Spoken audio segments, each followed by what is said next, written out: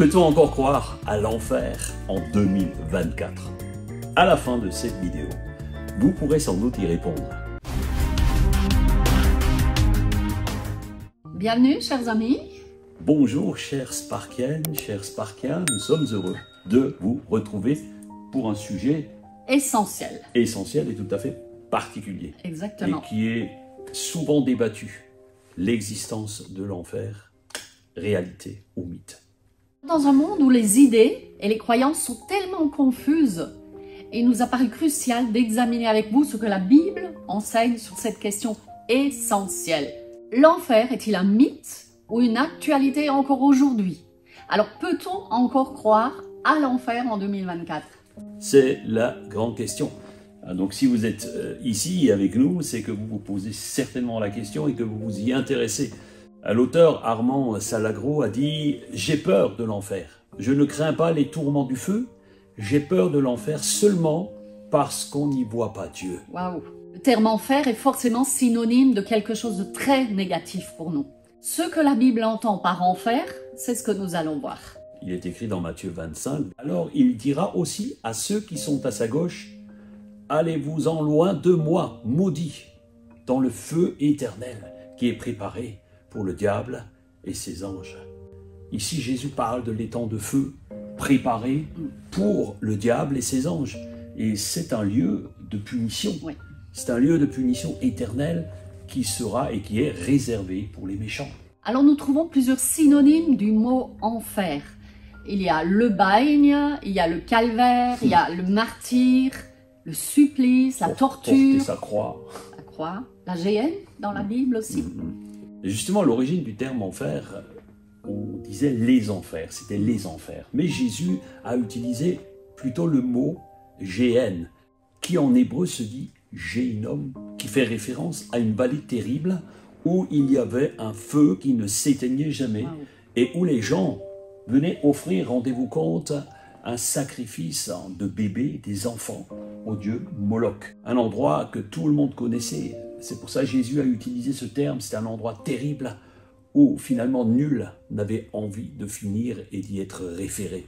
Alors Jésus a utilisé ce terme géhenne comme l'image d'un endroit ultime, terrifiant, dégoûtant, horrible, où l'on allait pour sacrifier malheureusement des enfants à un Dieu tout aussi dégoûtant qui n'est autre que Satan lui-même, afin d'obtenir ses faveurs. C'est ça. Alors, voyez déjà, l'origine de ce terme nous fait froid dans le dos, alors même qu'il parle de feu éternel et de flamme. Waouh. Moi, je ne peux m'empêcher de penser à toute cette idolâtrie d'aujourd'hui, où l'on sacrifie sa vie, souvent pour paraître. On veut acheter le dernier téléphone à la mode à 1700 €, la voiture qui a un écran plus grand qu'une télévision, et où on fait un crédit pour partir en vacances. On sacrifie finalement ses enfants et sa vie sur l'autel de la consommation. Alors, on ne va pas brûler les enfants dans la vallée de Gihon, mais on les brûle avec des écrans. Plutôt, on les laisse se brûler par peur de les perdre. On sacrifie même aujourd'hui l'autorité parentale sur l'autel du paraître, l'autel de la tranquillité. On sacrifie la famille sur l'autel du bien-être. Et pourquoi? Pour être tranquille, par facilité. J'ai entendu récemment qu'une personnalité people très connue a préféré, entre guillemets, acheter un enfant par voie de GPA pour ne pas avoir de vergeture. Est-ce que vous vous rendez compte? Wow. Alors à quoi ressemble l'enfer? L'enfer ressemble à ce que nous dit la parole de Dieu. Connaître le propos de l'enfer est indispensable à tout chrétien digne de ce nom. Statistiquement, je sais que ce n'est pas un sujet que l'on aime aborder, n'est-ce pas? Cependant, il nous semble important que nous abordions tous les angles de la parole de Dieu. D'ailleurs, si vous lisez la parole de Dieu, vous verrez que Jésus a donné 3 fois plus de descriptions sur l'enfer, n'est-ce pas, que sur le paradis. Nous savons déjà que Matthieu 25, 41, comme nous l'avons lu, dit que l'enfer est un lieu éternel, donc qui ne s'arrête jamais. C'est extrêmement important car nous savons que notre vie ici-bas, que notre corps, un jour, va s'éteindre. Mais en tant que croyants, nous avons une assurance autre. l'assurance que notre âme continuera toujours d'exister. Matthieu 10, 28 dit « Et ne craignez pas ceux qui tuent le corps et qui ne peuvent pas tuer l'âme, mais craignez plutôt celui qui peut détruire et l'âme et le corps dans la géhenne. » Et nous voyons le livre de Job est connu comme le livre le plus ancien de la Bible. Il contient de nombreuses descriptions de l'enfer. Il est question d'un pays de la nuit, nuit profonde, de l'obscurité, ténèbres, désordre absolu.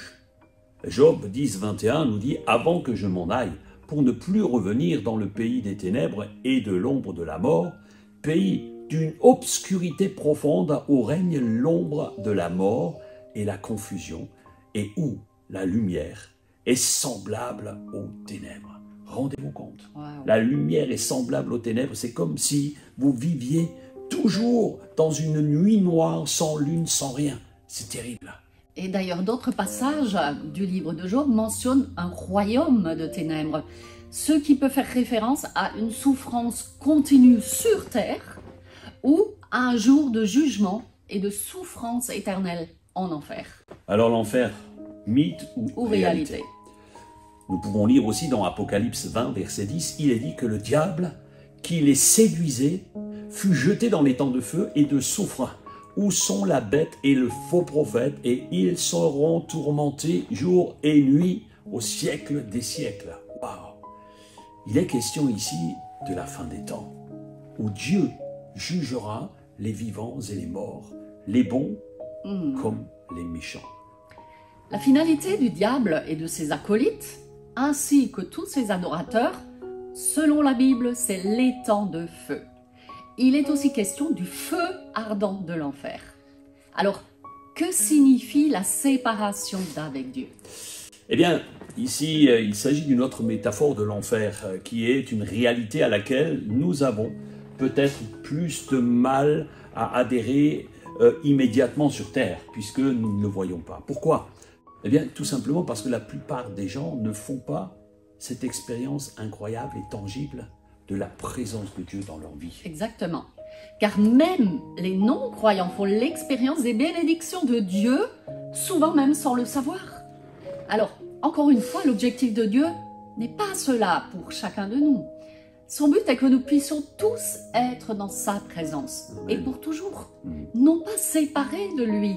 C'est le but de chaque père et mère d'avoir des enfants toujours avec eux. Et pour toujours. Et pour toujours. Enfants, écoutez vos parents. Parents, écoutez aussi vos enfants.